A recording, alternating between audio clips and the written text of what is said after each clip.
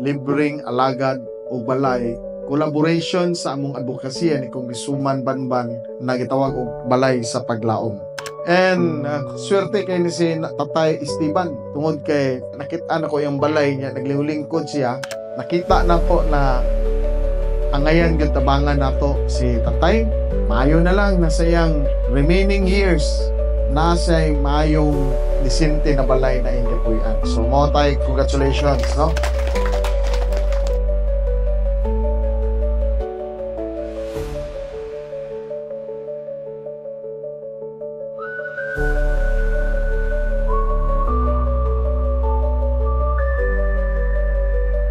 Kami nagpasok pa na rin yung kabuhatan ng balay.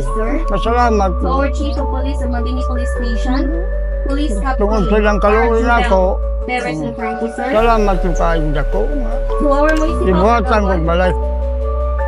And of course, dako kayo ang ikatampo ang parte sa mga kapulisan na sila ang may angkon sa labor kay mao kana ang kinalisuran na parte kung naatay mga programa o projects.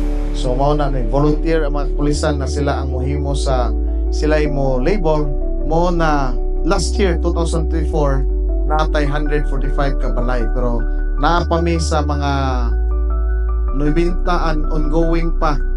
And sa tanan na din daghang salamat sa inyong presensya o sa kanunay. Arriba Mabini, Abante Mabini, Combate Mabini, Abante Bohol.